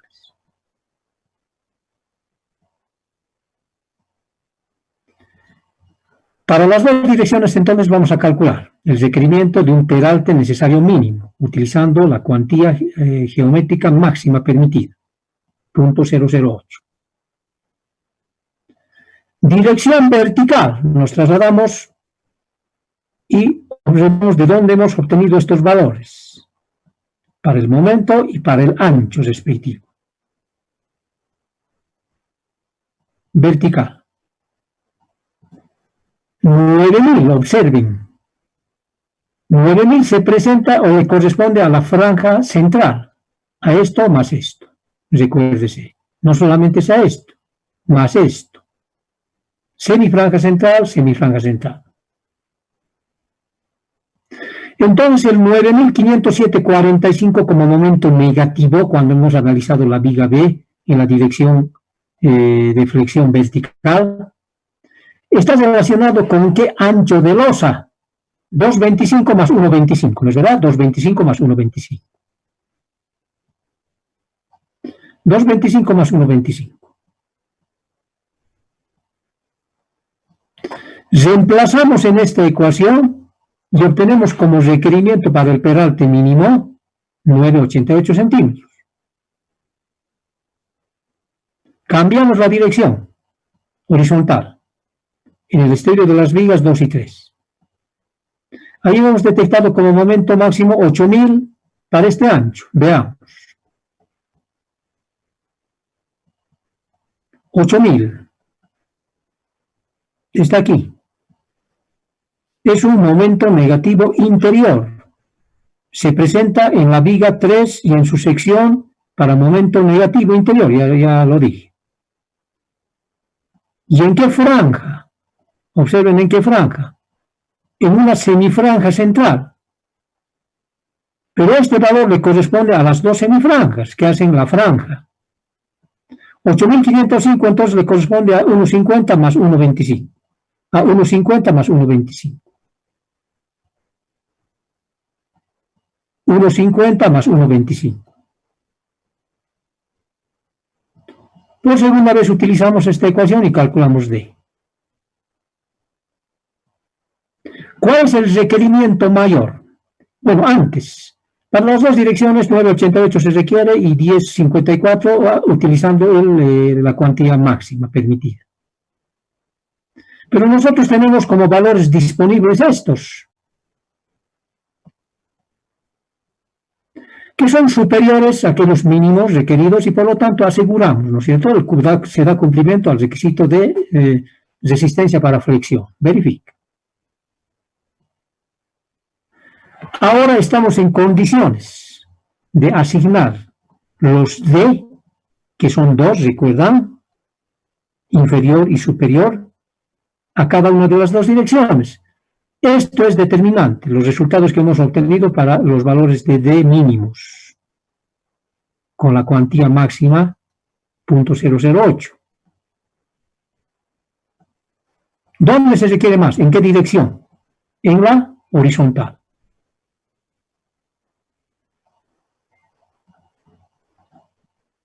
Porque aquí no tiene que ver solamente el valor del momento. Si tomáramos un momento, la comparación solamente en base a los momentos, yo diría que esto es lo más crítico, ¿no es verdad?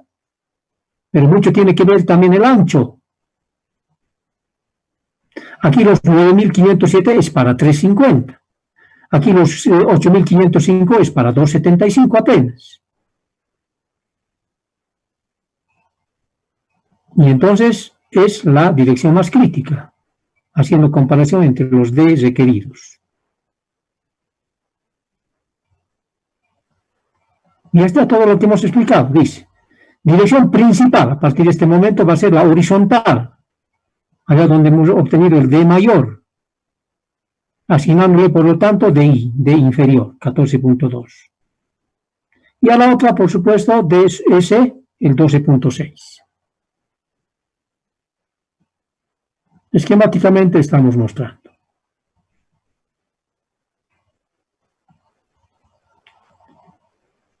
Verifica a flexión. Verificación a cortante, como criterio inicial. Al igual que en el estudio de las losas en una dirección, vamos a suponer que el hormigón por sí solo tiene capacidad suficiente para poder absorber la presencia de esfuerzos cortantes,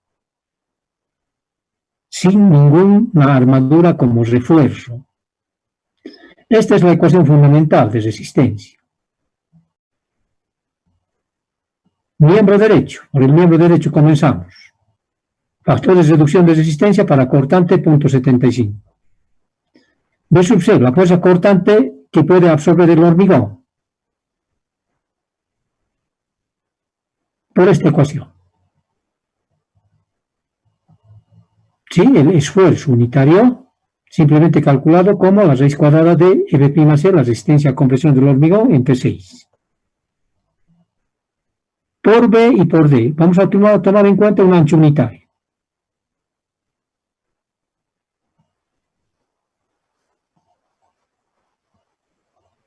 Bien. Haciendo los cálculos, entonces, esta es la capacidad resistente a cortante para el hormigón. Expresado en kilogramos fuerza por cada metro,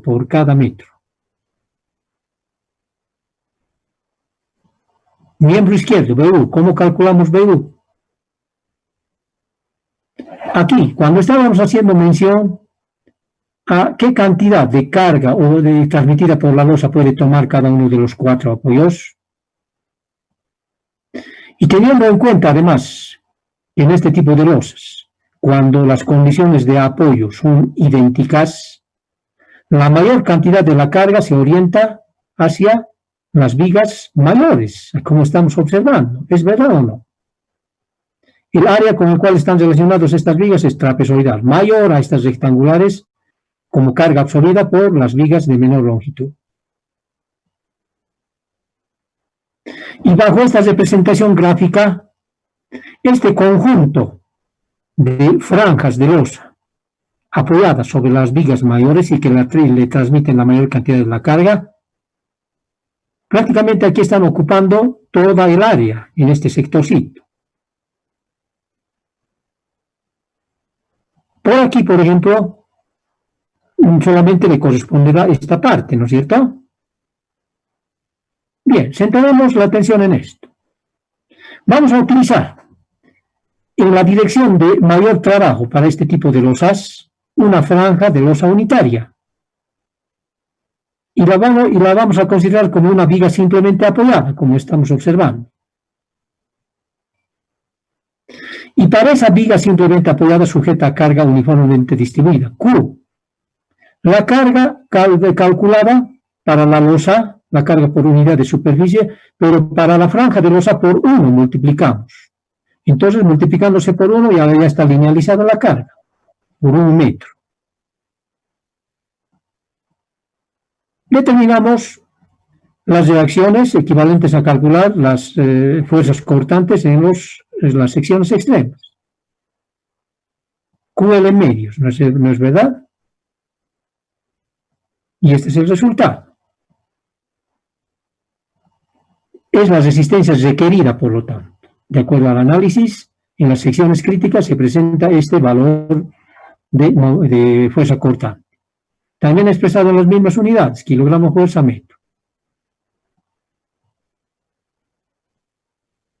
Ahora bien, evidentemente ya con fines de comparación y de verificación, este valor del miembro izquierdo debe ser menor o igual. Es menor.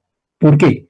5.308.80 es menor, por supuesto, pues, al producto de 0.75 reduciendo la capacidad resistente al cortante del hormigón por la fuerza que puede absorber, pues la fuerza cortante unitaria. ¿Sí? Entonces, 0.75 por 11.833, 8.875.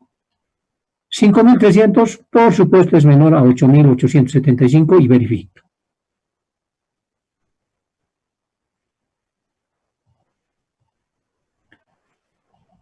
Ingresamos al último punto, dimensionamiento.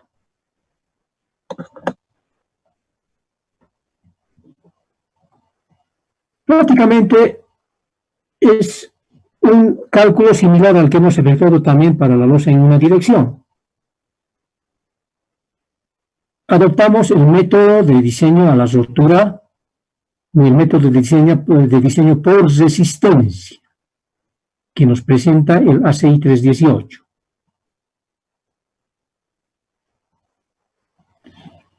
Elaboramos un cuadro como este. Simplemente vamos a centrar la atención a esta parte. Comenzamos explicando. Anotamos primeramente las propiedades físico-mecánicas y coeficientes de diseño que nos exige el método. Las resistencias de los materiales en una unidad específica. La deformación unitaria máxima permitida para el hormigón en su fibra extrema. Sí. Suponemos un coeficiente de 0.85 que se lo utiliza en las ecuaciones de deformación normalmente. Y aquí nuevamente aparece el coeficiente de reducción de resistencia para flexión.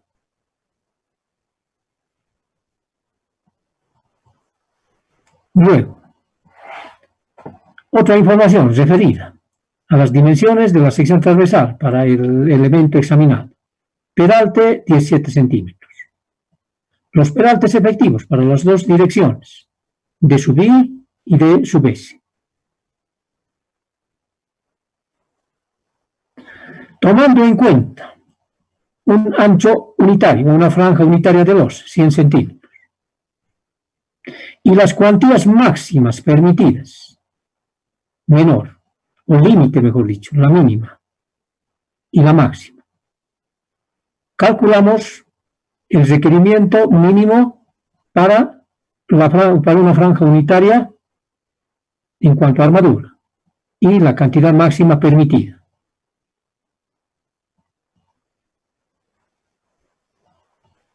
Fácil obtener, ¿no es cierto? 306 producto de 0.0018 por 17. 1072 producto de 0.008 por 14.2, el promedio de estos dos. Aquí hay que aclarar.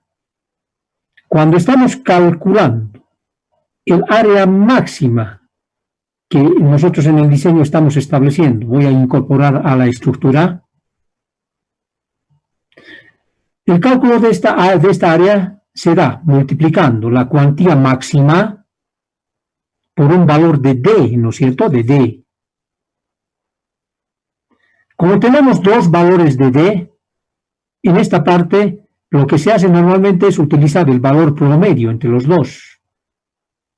Entonces, 1072 es el resultado de multiplicar 0.008 por el promedio de 14.2 y 12.60. Valga la aclaración. Ahora bien, dirección principal dice. Vamos volviendo.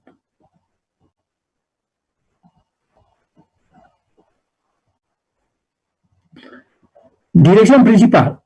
Ya hemos establecido dónde está la dirección principal. Aquí está.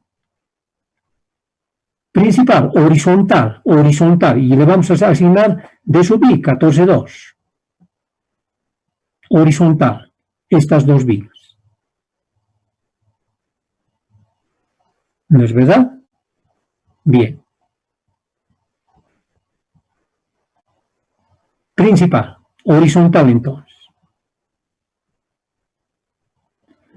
Asimismo, la franja central en un primer grupo de cálculo, en un primer cuadro. Franja central. ¿Qué es lo que significa? En ese primer cuadro, yo voy a calcular el requerimiento de armadura para las dos vigas, 2 y 3, dispuestas horizontalmente, la dirección principal. Viga 2, para esta franja, para esta franja. Viga 3, para las franjas laterales, si nos estamos dando cuenta. Porque allí están presentes los momentos flectores mayores.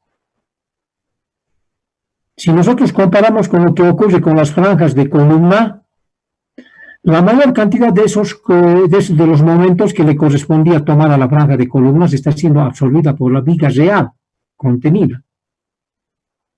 Ustedes, por simple comparación, van a poder observar que la losa, que la franja de central está absorbiendo la mayor cantidad de la carga, porque se están presentando los mayores momentos flectores.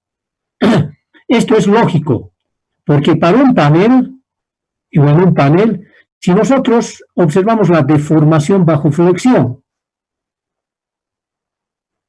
en los bordes y para las dos direcciones, debido a la presencia de un elemento de mayor rigidez como son las vigas, la deformación se va a controlar. ¿Recuerdan cuando estábamos iniciando el estudio de estas losas? Habíamos dado condiciones para los apoyos, de que los apoyos deben ser lo suficientemente peraltados, a tal punto de que estos no ceden, no se deforman bajo carga, únicamente la losa, una suposición inicial. Si esto es así, entonces la losa que está en contacto con los apoyos va a experimentar una deformación menor,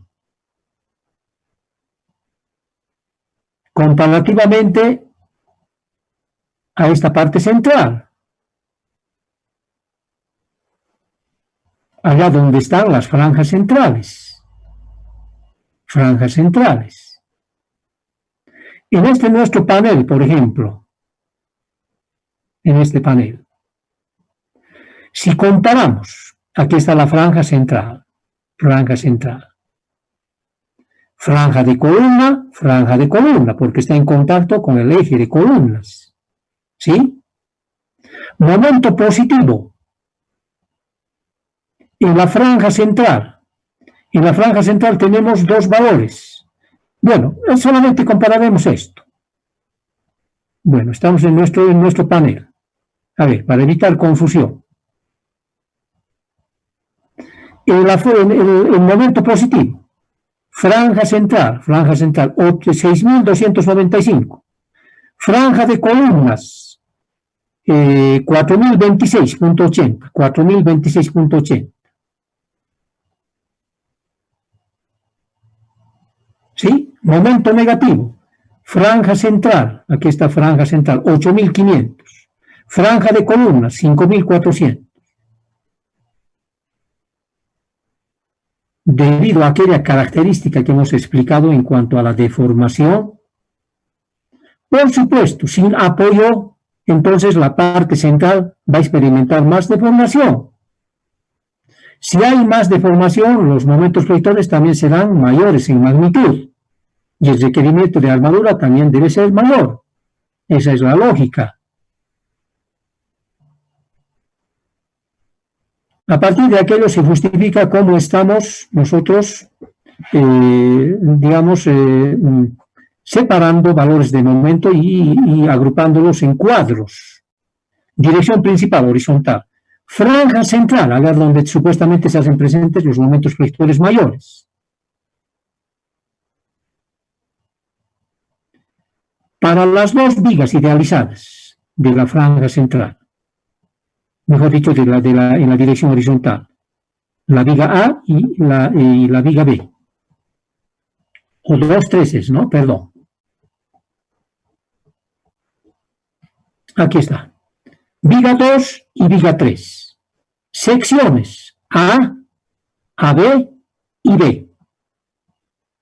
Ahora está más claro seguramente.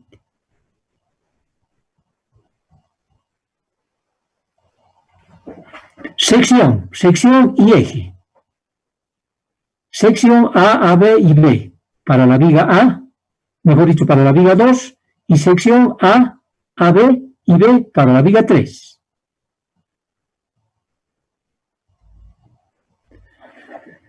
Escribimos en la siguiente columna el ancho correspondiente para la franja central. Eje 2, el ancho es 250, dice, 250.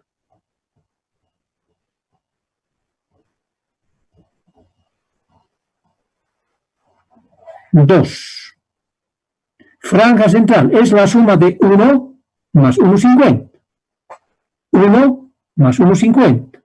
250. ¿No es cierto? Centímetros. Tengan en cuenta que para la viga 2, la franja central la hacen la semifranja superior con un ancho de 1 metro y la semifranja inferior con un ancho de 1,50. 2,50. Ahora nos adelantaremos para la franja, mejor dicho, para la viga 3. El ancho de la franja central es la suma de 1,50 más 1,25.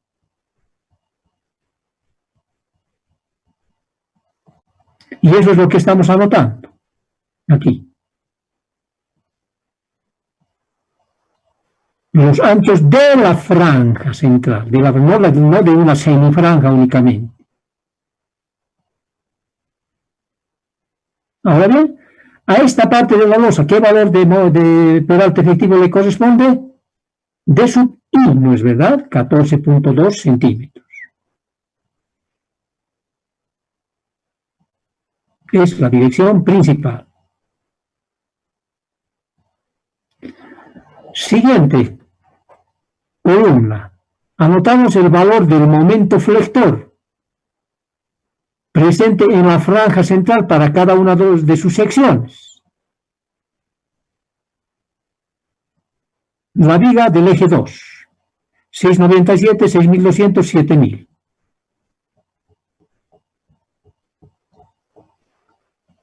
Eje 2. Esta franja y esta franja.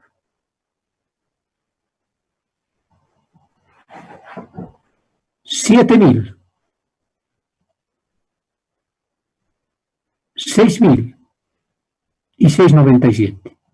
Momento negativo exterior, momento negativo interior y el momento positivo. Franja central, esto más esto.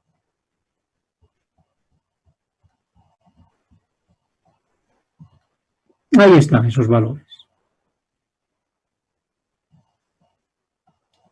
Luego, tenemos una ecuación, dos ecuaciones. Con la primera, calculamos el requerimiento de cuantía geométrica para un momento dado y una sección efectiva de hormigón. ¿Sí? Cuantía necesaria. Calculamos aplicando aquella ecuación. Muy bien, además le damos una condicionante. En ningún momento debemos tener un valor menor a 0.0018 para el control de deformaciones producidas por el fenómeno de fraguado o la temperatura. Y muy mayor a este valor, ¿no es cierto?, a 0.008. Bien. Los requerimientos. Centímetros cuadrados en todo el ancho de la franja que estamos considerando, la franja central, todo el ancho. Estos son los requerimientos. Ahora, para poder utilizar las tablas que tenemos de áreas y que son para franjas unitarias, ¿recuerdan? Para franjas de 100 centímetros o de 1 metro de ancho. En esta columna vamos a dividir estos requerimientos entre el ancho para poder tener un área unitaria.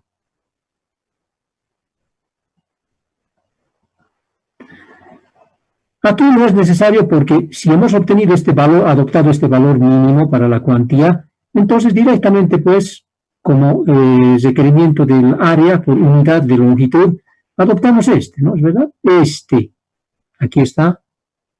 El momento vector también, si observamos, es pequeñito. ¿Sí? La cuantía mínima y el área por unidad de longitud. Para estas otras dos secciones, momento positivo y momento negativo interior, aquí están los valores correspondientes y relacionados con estos anchos totales, con 250 centímetros. Las cuantías calculadas. El requerimiento de armadura, pero en centímetro cuadrado, es decir, para este ancho total. Y ahora, para poder expresar por unidad de longitud estas áreas, dividimos nada más pues entre este ancho, es decir, este valor entre 2,50 es igual a 4,86. 15,04 entre 2,50 metros es 6,01.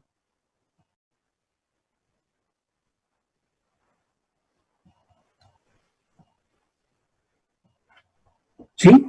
Hacemos lo mismo para la franja central y la viga 3 horizontal.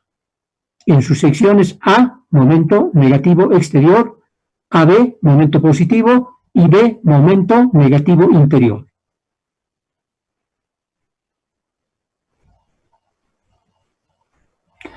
Y luego pues ya será la aplicación de los cuadros para áreas, en lo que respecta a la selección, como paso culminante dentro de este proceso de diseño.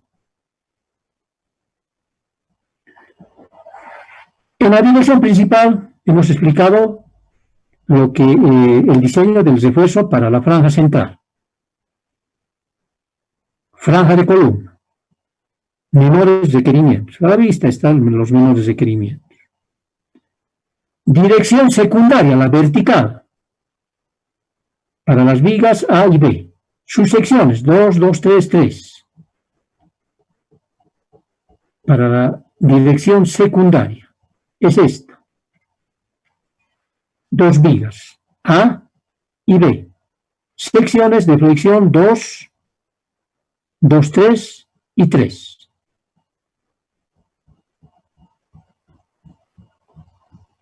Entonces el cálculo ya prácticamente es repetitivo, nada más que copiar datos, escribir correctamente los parámetros dimensionales ante todo. Aplicar las ecuaciones correctamente para poder calcular la cuantía necesaria, el área necesaria y luego el área unitaria. Y utilizar también racionalmente o con sentido lógico las tablas de las áreas que tenemos disponibles para las armaduras por unidad de longitud.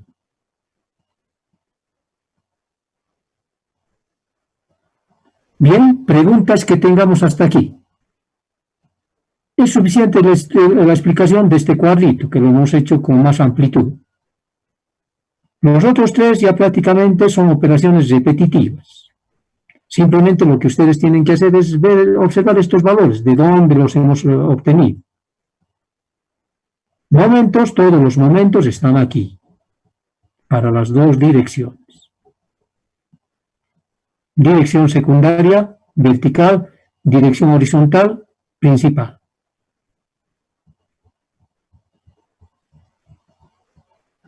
Así como de dónde hemos obtenido estos anchos para las franjas, cuando esta es central o cuando esta es de columna, para ambas direcciones, principal y secundaria.